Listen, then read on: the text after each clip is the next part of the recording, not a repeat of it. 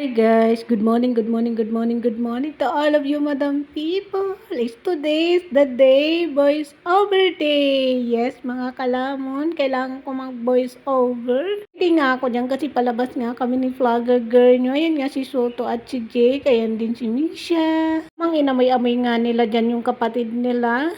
Siguro sabi nung dalawang yun, lalabas na naman kayo, kami hindi. Dito lang kami sa loob ng bahay. May nagsasambiti nga dyan na pusa. Hinanti nga yan ni vlogger girl nyo. Pinagalitan ko nga siya dyan. Hindi ko alam kung bakit mga kalamon, hinahunting niya lagi ang pusa kapag nakikita niya. Anyway, step forward. Tamang lumakad-lakad nga kami dito. Kailangan ko nga mag-voice over. Today is the day. Walking day. Ito na naman nga kami mga guys. Makikita nyo na naman nga itong vlog namin dito sa village namin. Ito nga ay sa likod ng basketball court at sa tapat ng simbahan namin. Ayan na nga daw yung aura ng simbahan namin dito. Na nga daw yan damo dyan at puro na nga yan semento. Tapos ito dinagyan niya dyan ng mga graba. Dito yan sa likod ng basketball court kung saan namin to nabablog ni vlogger girl nyo. Kay vlogger girl, maganda na nga dito. Yung likod guys na maraming puno at malalaking puno. Maraming ang bahay dyan at malalaki din na bahay. Nakakatakot nga kapag may ganyan na puno ba. Yan ay basketball court. Man ay tapat ng simbahan. Ito yung inayos nila dito nila nanay. Kay vlogger girl, maglumakad-lakad muna tayo dito. Binoise over ko nga ito guys kasi nga nasa tapat namin yung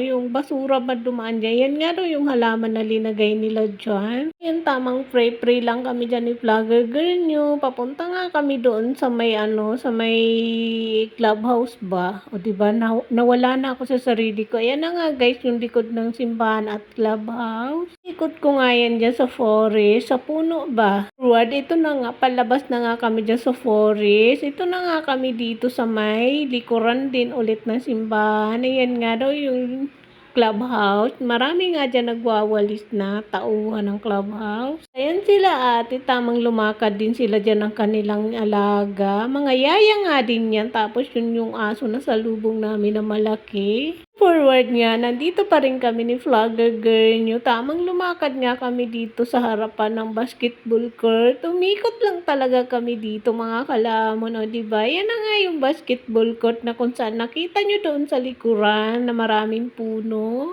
Dito naman kami sa tapat ng basketball court na lumakad-lakad kami ni vlogger girl nyo. Yan nga daw guys ay malapit na kami sa bahay. Kung masyadong nakapag-film kasi nga nakikita nyo na nga ito sa mga old vlogs natin. Kaya pagpasensyahan nyo na nga ito mga guys kung nandito na naman po yung realidad ng buhay namin. Hindi ko na nga alam guys kung ano yung i-content ko para sa inyo. Nyo naman lagi ang content namin ni vlogger girl nyo ay dito lang sa amin, sa loob ng bahay, sa labas, sa garahe, maglakad-lakad dito sa village namin. Yan na nga, nandito na nga kami sa loob ng bahay. Hindi ka pa nga dyan nakapag-follow sa aming page, baka naman i-like and subscribe nyo po kami sa aming munting channel, YouTube channel, Facebook and TikTok. O diba nagpapakyut nga ako dyan? Kinuhaan ko nga dyan yung sarili ko at yung mga alaga ko. Hindi pa nga ako dyan nakapaglinis ng garahe. Malangaw nga dyan guys. Kaya kailangan ko nga ditong maglinis. Kaya ayan nga guys. Dinurugtong-rugtong ko na nga itong mga old vlogs natin na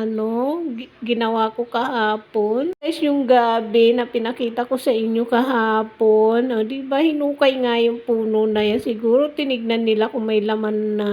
Naman ang gabi na yan, siguro malamang may laman na talaga yan. So, diba, yan nga daw ay hindi nakakain yung dahon. Ito lang daw yung nakakain na dahon. Ayan, gabi na yan. Lahat nga ng gabi makakain mo. Laing ba guys, yung sinasabi ko sa inyo, ang laing, ayan guys, yung laing na yan, lahat yan makakain mo. Laman, tangkay, dahon. Pero yung gabi na yun, hindi mo makakain yung dahon at tangkay nun. Laman lang talaga makukuha mo doon at mapapakinabangan. Ito nga daw ako. Pasensya na nga kayo guys at dinurugtong ko nga ito. Ayan nga yung mga marites kong kaibigan dito sa village namin. Nasa dyan makaalis-alis dahil nga nagmamarites nga kami dyan. Lahat nga kami mga kasambahay dito. Na nga nagkita-kita na naman kami pero hindi na ako nag-vlog dahil nga naiwan nga yung ating cellphone dito sa loob ng bahay. Kaya ayan, na nga si Kalamon yun. Nandito na siya sa garden ni ate. Shout out nga kay Manang dyan sa Sambales. Hello, good morning. Ayan nga si ate, binubuang-buangan ko nga sa dyan. Hindi nga alam dyan ang katandin ko na kinukurat-kuratan ko siya dyan ng mata ko. Saris lang yung mga Kalamon. Alam mo naman buang-buang to si Kalamon nyo. Talaga siyang magawa sa buhay niya at wala na nga siyang ibang mai-content kundi kami lang ni ate. O diba? Tamang lumakad nga sa dyan. Ayan na nga siya. Nagnakaw-nakaw na nga sa dyan ng mga down-down na herbal. Inom niya nga yan at ginagawa niya ng kape. Ayun nga daw si ate. Kumukuha pa rin siya at lumipat na naman nga dito sa kabilang kanto. Ayan na naman nga sa kabilang dulo. Kabilang dulo talaga. Ayan nga siya dyan at binuang-buangan ko din siya dyan. Papanood mo nga ito, te. Sorry ha, binuang-buangan kita. Sarot-sarutay lang muna tayo for today's video, mga Kalamon. Sinasarot-sarot ko nga sa dyan. Ayan lang, guys. Thank you so much watching. See you next vlog. Bye and good morning. See you, guys. Bye-bye.